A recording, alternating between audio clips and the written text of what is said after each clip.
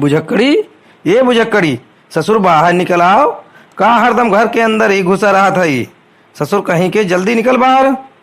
कहो बाबू, कह का तुम हरदम बुझकड़ी बुझकड़ी चिल्लात रहती हो। कबहू तो शांत बैठा करो घर में। संतोष मानकर तुम हरदम खोपड़ी में तांडव न करो करो। बताया दिया था तुमका।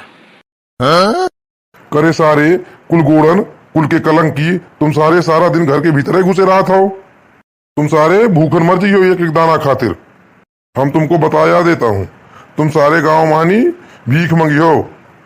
तय सारे घर में कई दिन भर घुसा बैठ रहा था। तय मुझे यह बता दे आज। तुम बाबू हमारी एक बात कान खोल के सुन लो, या कहीं नोट कर लो, या कहीं लिख के रख लो जो मैं बात तुमसे बोल रहा हूँ। तुम फालतू में हमको डांट फटकार मत दिखाओ। हमारी बीवी बहुत सुंदर मिल गई है, ढेर सुंदर। की रखवाली करना मेरा परम कर्तव्य है। हमारा पहला यही कर्तव्य बनता है कि मेहरिया की सुरक्षा व्यवस्था अच्छे से करना और उसका ध्यान रखना। इस समय जुग जमाना बहुत खराब चल रहा है। अगर मेहरिया मेरी कुछ हो गया या वो कहीं चली गई तो इसके जिम्मेदार कौन होगा? तुम्हारी खेती बाड़ी को चाहे जो भी जानवर खाएं, उससे मुझसे कोई मतलब नहीं है, न मुझसे कोई लेना देना है। और खेती बाड़ी की रखवाली करने का काम तुम्हारा है। तुम अपना देखो खेती बाड़ी को। मेरा पहला यही काम है कि मैं अपनी पत्नी की देखभाल करूं, उसकी सुरक्षा करूं। इसके बाद घर द्वार और खेती बाड़ी का काम बाद में आता है।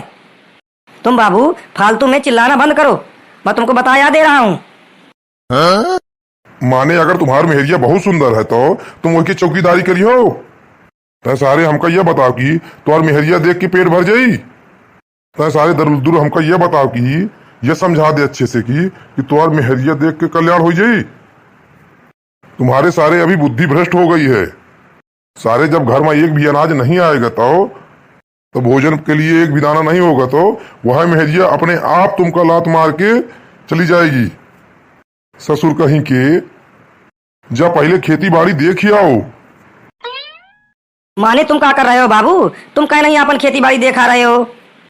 तुम्हारे कौन काम धंधा है? माने तुम्हार कौनो काम नहीं आए? माने तुम खटिया में बैठे बैठे लंबादारी झड़ी हो? इस उम्र में खेती बाड़ी की सुरक्षा करना तुम्हारा काम है। जाओ देखो और घर द्वार की सुरक्षा हमको देखने दो। जाने हो, जाओ, तुम हमारी खोपड़ी ना खराब करो। मैं तुमको बताया दे रहा हूँ। कहाँ हो गया त्रिपुरारी?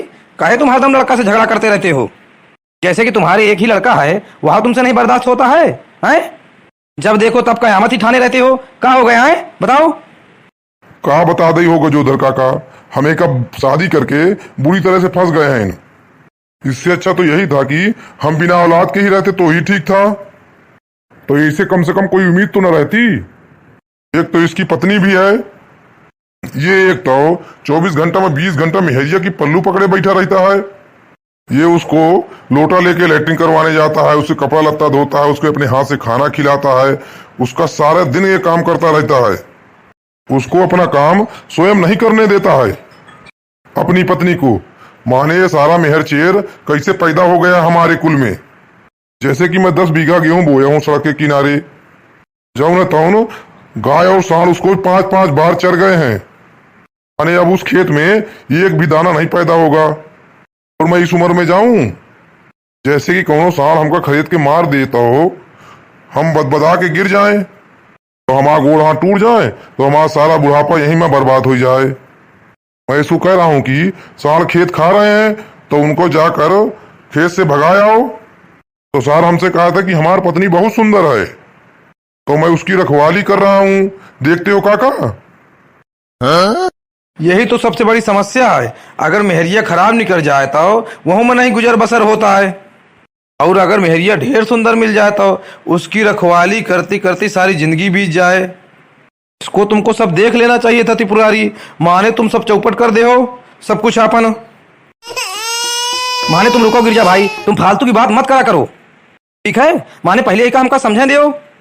माने तुम्हार बुझकड़ी भैया मेहरिया की रखवाली करने से गुजर बसर ना हो भैया।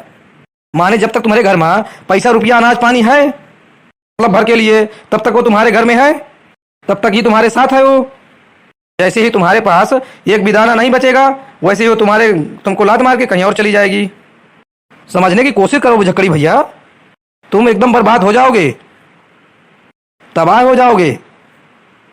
तुम इसको जाने रहना, तुम कौनो तना के ना बची हो। खेती बाड़ी पहले देखो भैया, तुम्हारा बाप इतना बुजुर्ग है, तुमको इसको पहले देखना चाहिए। तुम बिना मतलब के लगे हो। इन तना जैसे घर में तुम्हारे बाप दादा रही हैं तो तुम्हारी पत्नी घर छोड़ के थोड़ो भाग जाई। जाओ पहले खेती बाड़ी देखा भैया। गजोधर काका, माने हमका किसी के ऊपर भरोसा नहीं आए। मैं अपने रोमा के ऊपर भरोसा करता नहीं हूँ, तो दादा माई के ऊपर भरोसा कौन करता है? ना, कोई भरोसा नहीं है कौनों के ऊपर हमारा। पत्नी की सुरक्षा व्यवस्था मैं देखूंगा, उसकी शादी ब्याह करके मैं लाया हूँ, उससे कसमे वादे मैंने किया है, उसकी सुरक्षा व्यवस्था करना मेरा परम कर्तव्य है। और खेती बाड़ी की रखवाली करने का काम हमारे बाप का है, तो उसको करने दो। बिना मतलब की सलाह देने की जरूरत नहीं है हमको। तुम लोग अपन अपन घर देखो और हमको अपनी मेहरिया को देखने दो, ठीक है? ना ना ना ना भैया, तुम उसकी एक माला बना लो और अपनी गर्दन पे पहन लो, तो 24 घंटा वो तुम्हारे साथ में ही रहेगी, तो तुमको अपने आप कोनो दिक्कत ना हुई। हाँ ठीक है, मैं पहन ले हूँ। तुम्हारे इसमें कुछ लगता है क्या? हमारी पत्नी है, चाहे मैं उसको गर्दन में लटकाऊं, चाहे तो मैं उसको सर पर बैठाऊं, उससे किसी को कोई मतलब नहीं है। और वो मेरा निजी मामला है, बिना किसी काम के किसी को भी हमारे घर के मैटर में बोलने की जरूरत नहीं है।